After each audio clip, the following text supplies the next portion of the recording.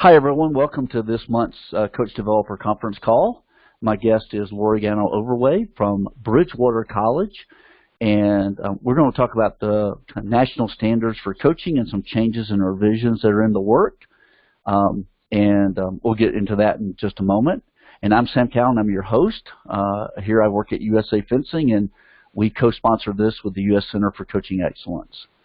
A little bit of kind of normal bookkeeping stuff for the folks who are regular listeners. You know I go through this. Recordings of past calls are available on YouTube as a video and also Apple Podcasts and Google Play. I beg of you to subscribe to those and leave a review.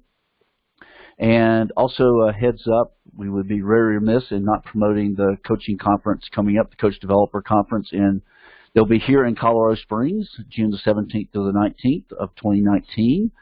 And there's the website with some more information on it. There's also some other events going on before it and after it as well. And in the future, I'll promote those and let people know what those might be. And as more information comes out about them, sharing that.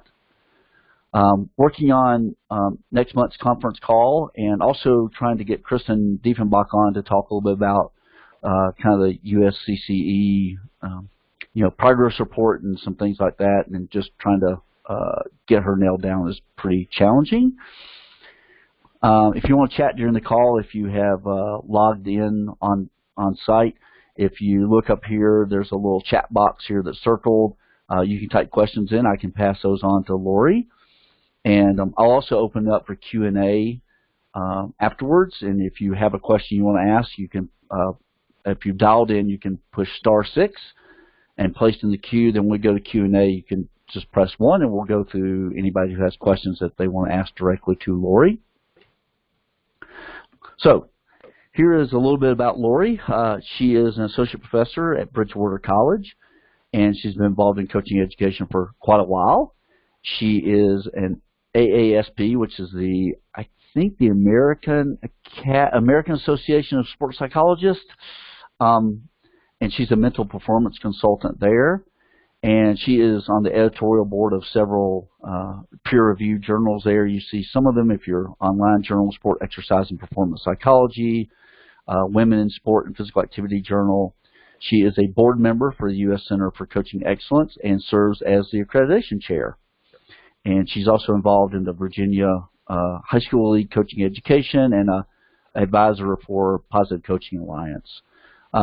So Lori, welcome, and anything you want to add to your bio there?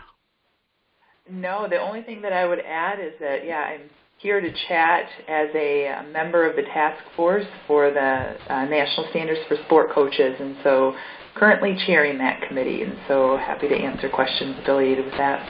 Super, great. Well, let's get started with just a little bit about the history and the development of the standards and your involvement in them. Sure.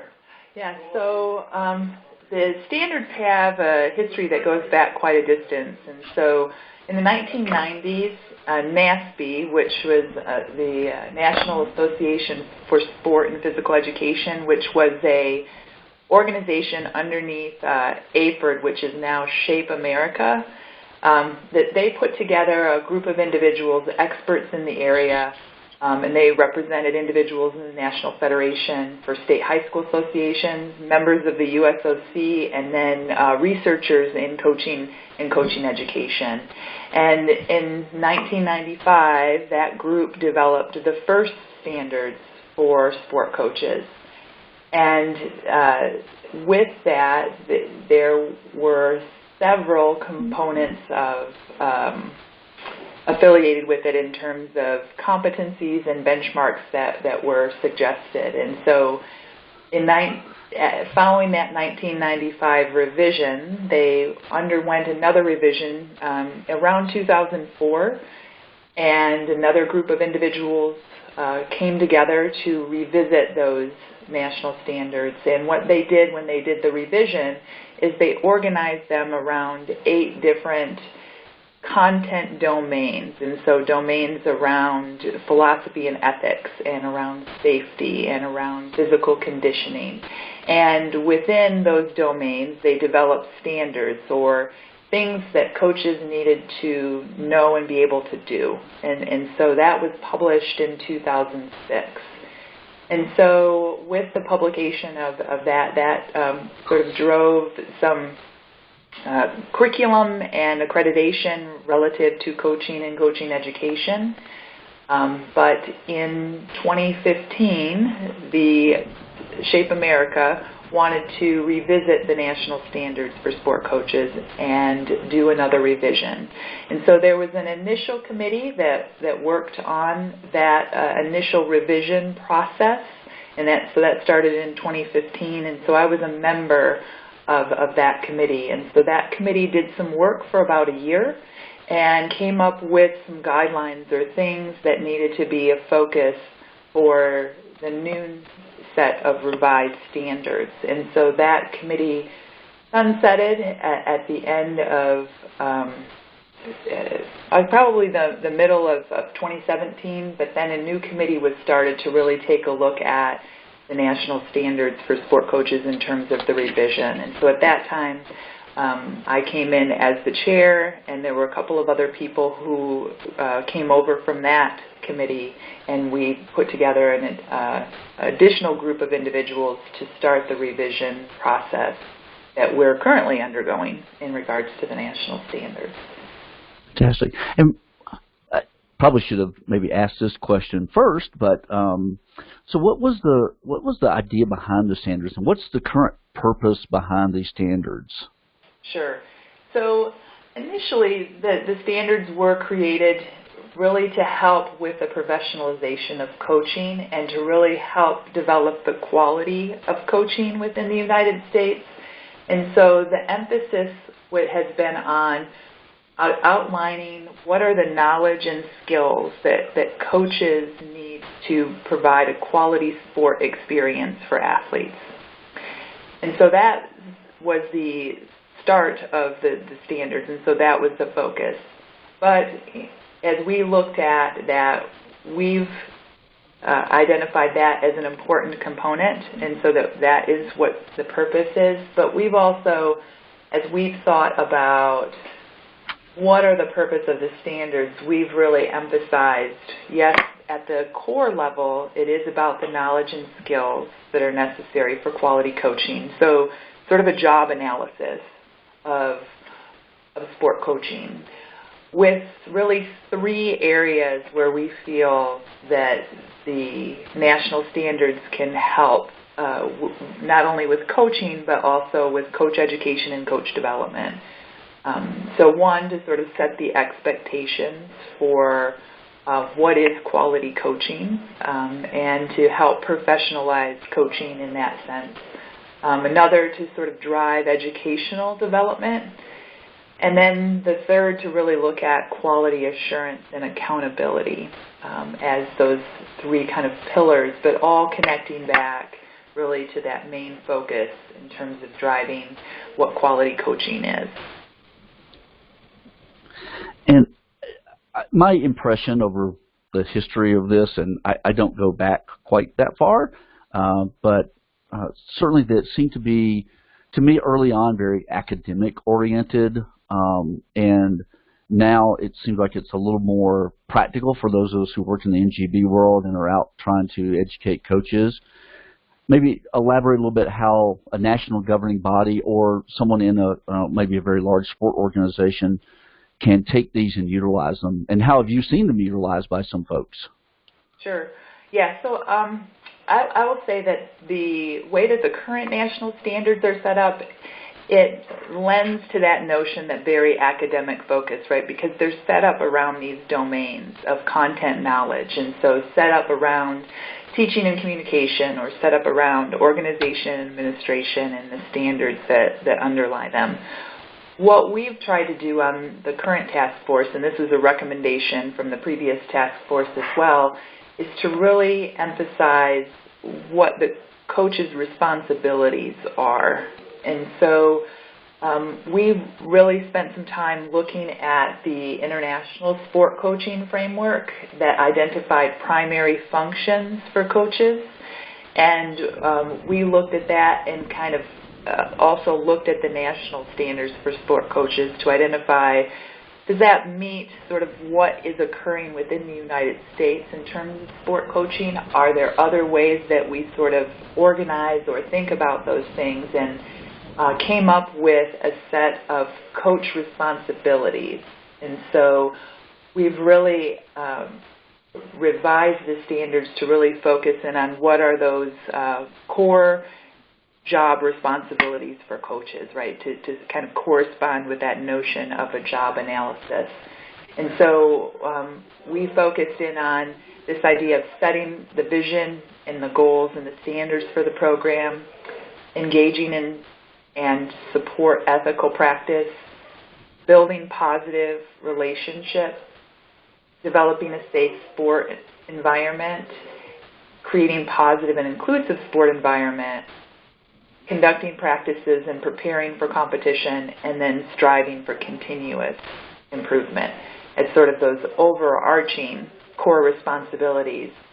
And then underneath each of those, identified some task competencies or the knowledge and skills of things that coaches would need to know or do underneath each of those responsibilities. And so what we like about this particular format is that we think it has greater functionality for individuals who are doing coach education but also coach development. So in terms of the initial piece for coach educators and coach development, we really feel like the standards can still help with identifying those things that should be incorporated into curriculum. And so very much to drive curriculum for training for coaches. But we also sort of feel that it can also set the stage for coach development, where you could look at where a coach currently is, so maybe do some formative assessment of a coach and say, hey, you're really doing great in these particular areas, but these are areas that could be worked on, and utilize that for continuing development for the coach. And so identifying areas that are strengths, identifying weaknesses, and then identifying ways to help that coach further develop. That can be directed by a coach developer, or it might be the coach engaging in that process, him or herself. So utilizing it for that as well. And then there is that possibility, I think, within the NGBs to look at what the core responsibilities are that are specific to the sport coach, but then in what ways might the NG be able to assist the coach with helping to meet some of those guidelines that are, or standards that are part of sport coaching. And so being able to do that too. That's exactly what I was thinking. I was looking through this and thinking about, okay, developing positive relationships, and if we as an NGB can provide some tools for that, if there's a club that has 15 coaches, then they can take that material and apply it, or we can deliver it directly to them depending upon kind of what we want to do with that. And I think having that structure can really be helpful in giving us some things to think about that we might not think about. Yeah. And I think the other thing that the committee has worked on and that we plan to pull together for Shape America is to offer resources. Now, we've done that twofold. One is to identify, well, here's some of the research that backs up these particular standards, so having that component. But then also, we're really trying to emphasize with this revision some practical resources to offer coach educators and coach developers so that they can kind of take that and move forward. And maybe offer that to their coaches out in the field. Well, that would be fantastic, because while there may be a few folks on the call or listeners regular who are fairly large NGBs with lots of resources. The truth is that the vast majority of the, more than 50 NGBs are in the USOC world if you count Pan Ams and then count the non-Olympic sports like lacrosse or rock climbing or some others like that ultimate. They may not have a huge amount of resources. I think about my friends at Taekwondo and Judo and table tennis who don't have that access but yet want to deliver that product as well. Anything that we can provide to them is a great benefit for sure. Yeah. Well, I want to get into a little bit. Well, actually, a question that Heidi from US Figure Skating who couldn't be on the call, but she had wanted me to ask was, what's the timeline for the revisions? What are you guys looking at for that? That is a good question. So we started the review process back in February of 2017 in terms of the revision process with this particular task force. And what we did is that over last October through January is that we had our initial public review. We pulled that information together based on the standards that we had developed under these core responsibilities, and we fleshed that piece out a bit. And we presented that both at the Shape America conference in March and then in June at the North American Coach Development Summit. And now what we have is that we've made some revisions based on that, and currently the standards are under public review at this moment. And so if individuals want to go in and look at what the current structure of the revision is, that they can do that and offer feedback for that. And I can provide you with that link if you don't have that. But that would be we are then finalizing that at end of October, and then we will take a look at those revisions. The hope is that we will finalize that and that the new standards will be unveiled at the Shape America convention in April. Great. Yeah, if you could email me that link, I will send it out to the folks who are on the call on my mailing list, and people can take a peek at those as well. That'd be great. Okay. Do that. Yeah. So in that way, we won't have 30 people bombarding you asking for the same thing. They can bombard me with that.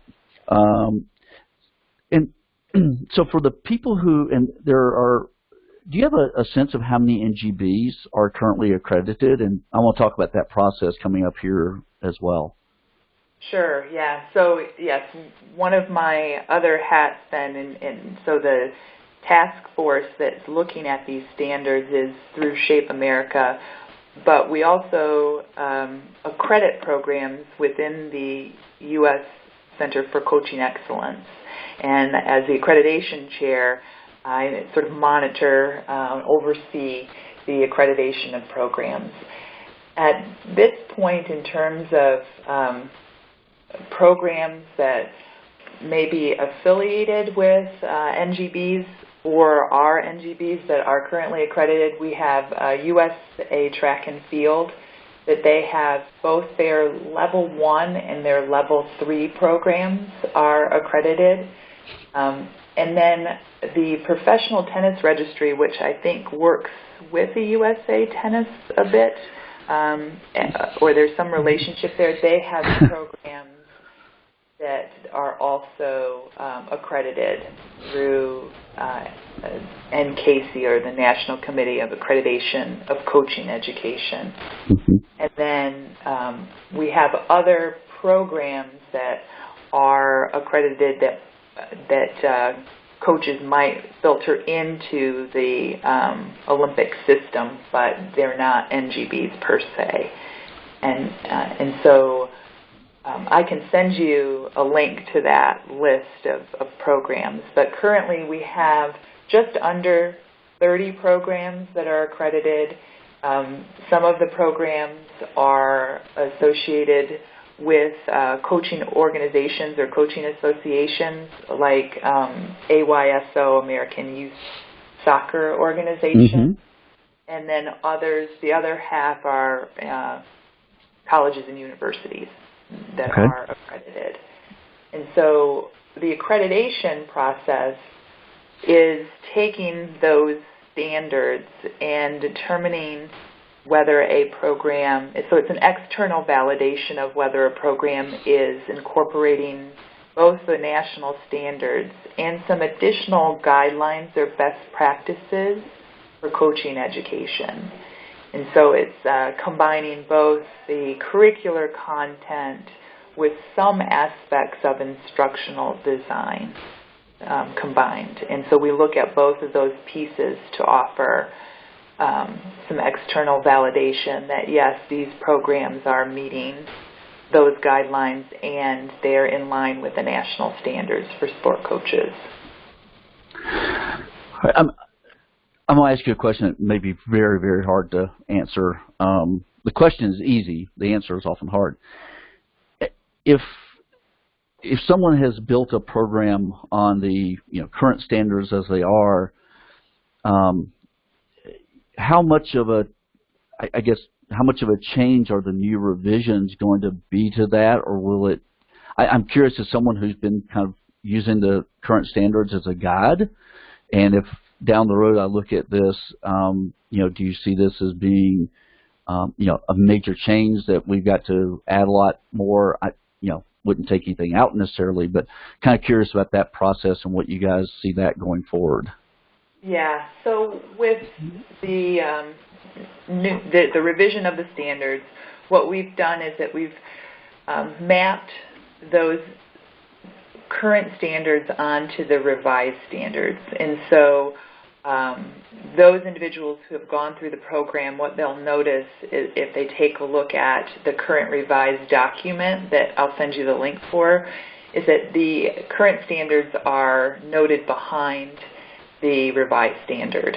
And so there are some standards that are relatively new, some that are related to safe sport issues in terms of emotional and safety in addition to physical safety.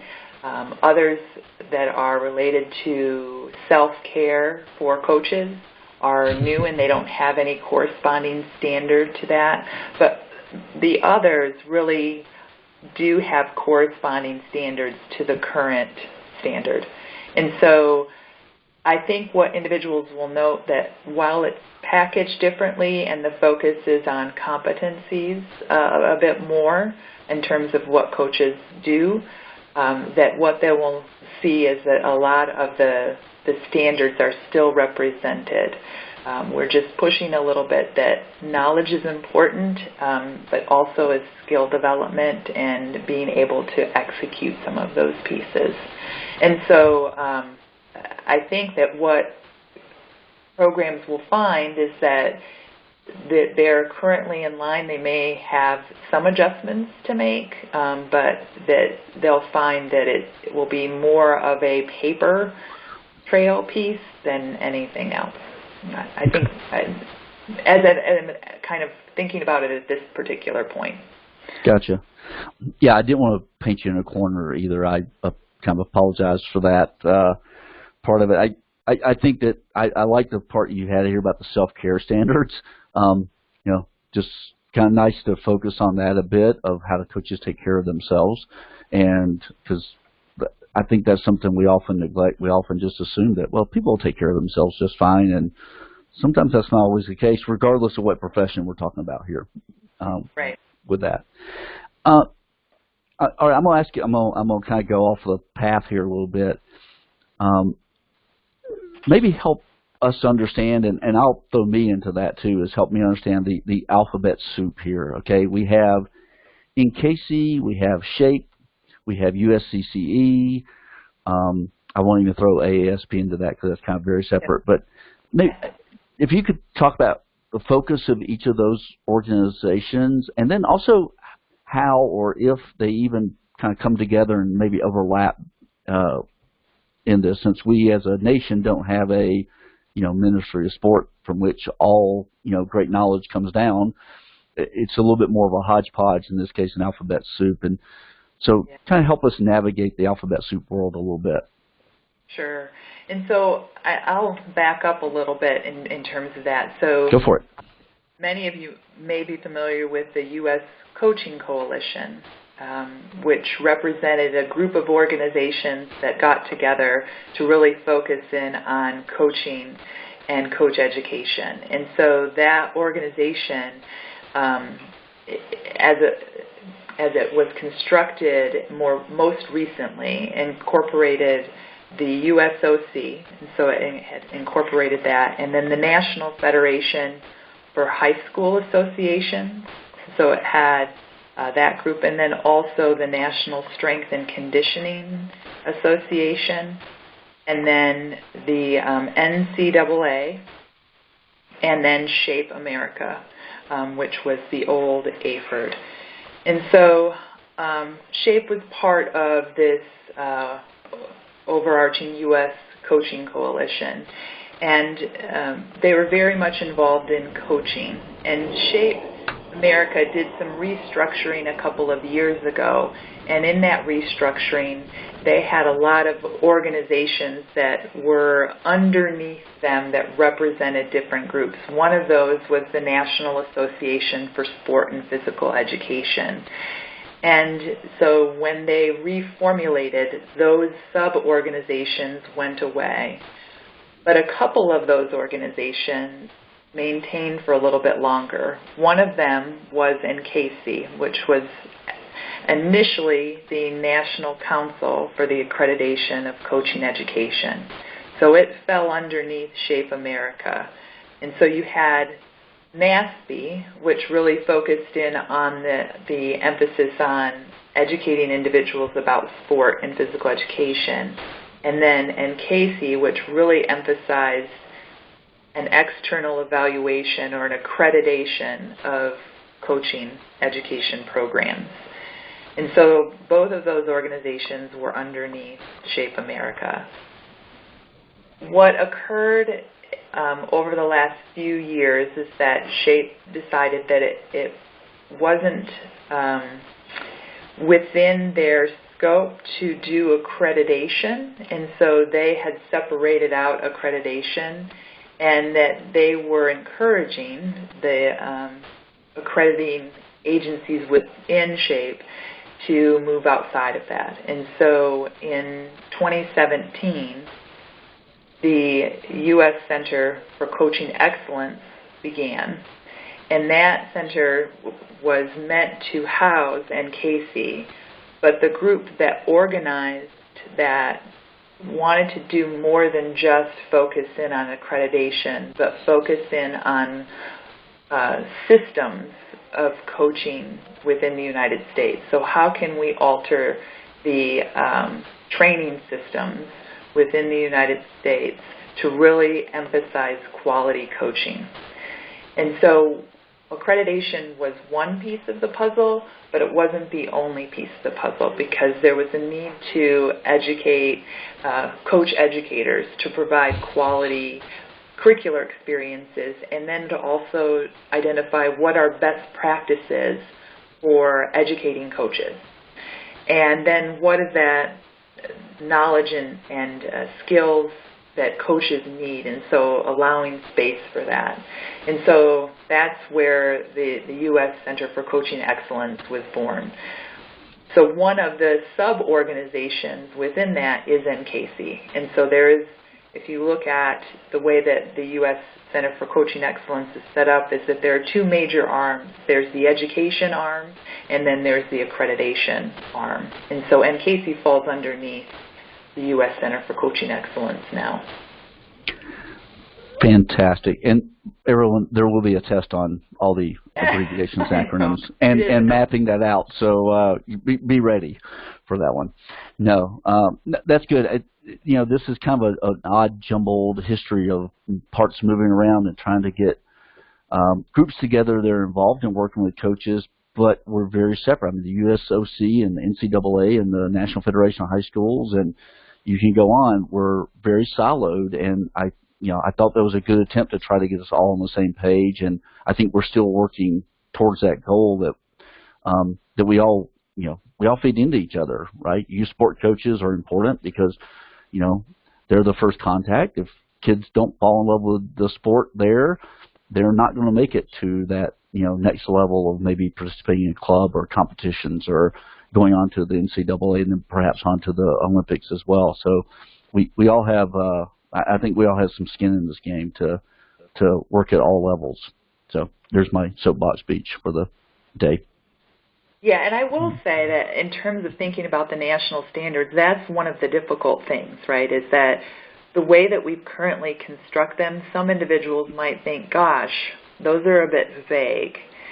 And it's because the coaching contexts are very different, but what we've tried to do is to have these standards cut across those, recognizing that a youth sport coach may have less depth in particular areas, but they're at least exposed in some of those areas. And then also recognizing that maybe for some programs that it's not the sport coach's responsibility, but it's really the program director. And the program director will take on that piece to alleviate some of the load from a volunteer youth sport coach. But that all of the standards would be covered. It just may not be the sport coach's responsibility within that particular organization. Right. As I look through the standards and developing content for USA Fencing, there were many clubs that I noticed that the coach does no, I shouldn't say no, but the record keeping and things like that, and some of the organizational stuff is not their responsibility. They have a club manager who handles all that. So it's Sean over here is not necessarily having to do that, but Mallory is taking care of the administrative details of that, but it's being taken care of within that large club in some cases, maybe that's something that if the coach decides I want to do less coaching and more of that because I don't want to be gone every weekend, and in many of our cases, then that's something that they can start training themselves to do and looking at that of, okay, how do I if I see that as a progression, or how do I transition over to that, then it gives them some guidance on how to do that. Yeah. And what we are thinking about in terms of pulling together this content is providing some examples of how organizations might navigate that, right, is that there may be a program director or other individuals within the organization that manages some of these things, whereas the sport coach is focused in on this particular piece. Yeah. So I agree that we really tried to stay away from this notion that everything is rigid and the coach needs to know all and do all in this regard, but there's flexibility within the standards, but recognizing within an organization that those responsibilities and standards should be addressed. I want to finish up with, let's talk about that accreditation process. Let's say that, at some point I'm going to have this program completed, or at least, I don't know that they're ever completed, but I'm going to use that term just in a vague sense. But I'm ready to go, and I call you up and say, hey, Lori, I want you guys to accredit my program. Walk us through a little bit some of the steps that are involved in that, what you're looking for, and are you going to swoop down in my office and look, if I had a filing cabinet, my filing cabinet. How does that process work? Sure. So the way that it is set up is that program coordinators submit materials to the accreditation office. And so we don't swoop in. We're asking you to pull together information that you think supports your program in a set of areas. And so what we try to do, and we're working on making this better and easier in terms of the process. And so we provide some guidance in terms of what are the materials that we need. And so there are a set of matrix and folders that organizations would fill out the matrices and provide documentation that they're meeting those guidelines. And so some of them are rather straightforward, that they focus in on, do you have a mission and goals for your organization, not necessarily for the coaching ed specific courses, but overall for the organization. So setting up general guidelines in terms of that. And then providing documentation. The most time-consuming area is an area that we refer to in some ways as curriculum mapping, where you're looking at what you do in terms of your curriculum for the coaching education and how does that map on to the national standards. And so we utilize the national standards to be able to say, okay, coaches are getting this content through the program. And so programs identify the types of experiences that they're offering that meet that particular standard and then how they're assessing that. And so they provide that documentation. And what we do is that once we receive that information, we send that out to 3 reviewers and the folio review coordinator, so that 4 people will look over the material and look for strengths and look for weaknesses. Because as you know, coaching education and curriculum development is a continual process. We're continuing to try to make improvements, and so the goal of that review board is to really emphasize those things that are being done well and those things that could be improved in the program. And so we try to help the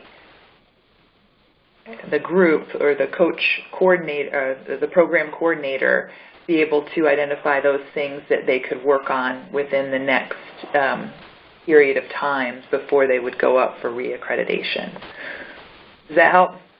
Yeah, at least it helped me. Hopefully a few folks as well out there. And by the way, I would love to have you come swoop down into our office and spend some time out here with us. So just so you know, an open invitation if nothing else.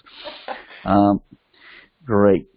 So I want to, if anybody has any questions here, all right, let me see if I can do this without screwing something up. I'm going to go into question and answer mode here.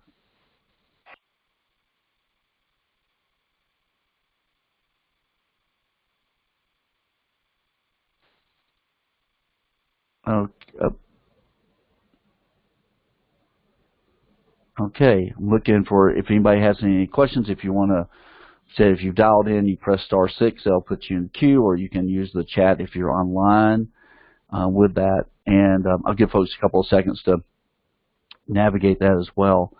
Or anything else about, I guess, the accreditation process that you want to share that I didn't ask about, or that has come up in your experience, particularly working with NGBs. This is, the world that we're talking to, and just any guidance you might offer some folks.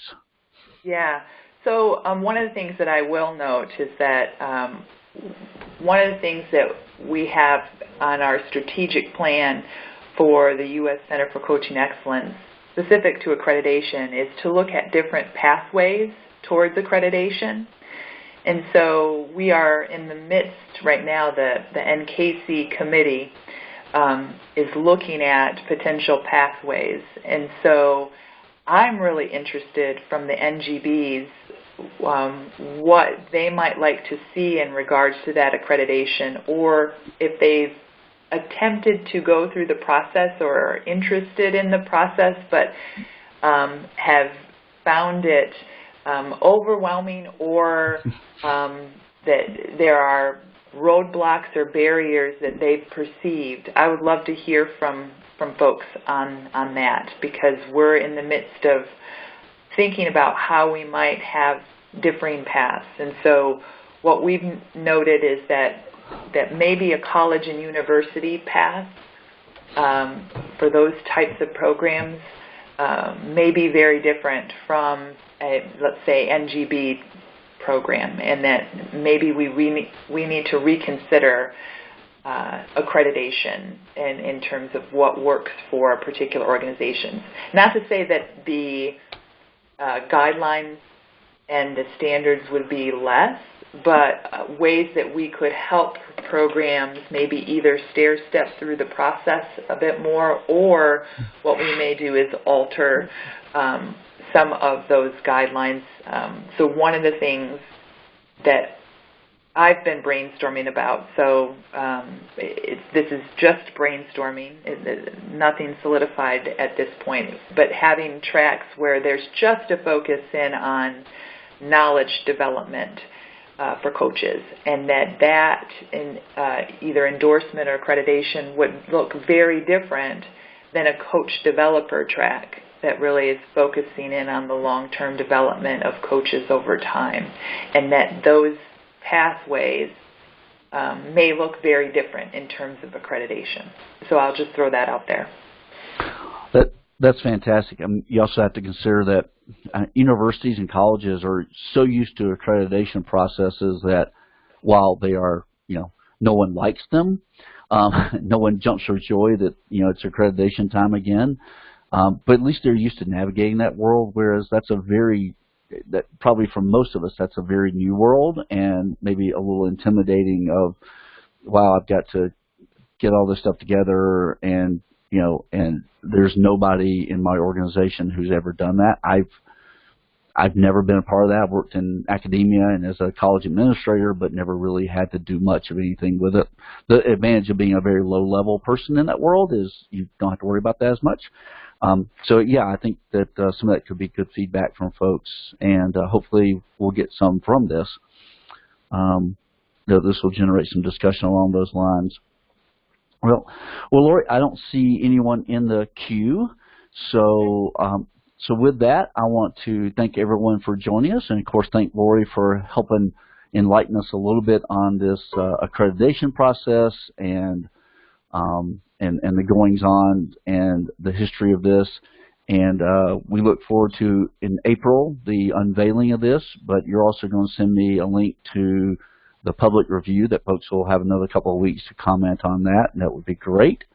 And so, again, thanks everyone for joining us, and with that, I will end today's conference call. Thanks, everyone.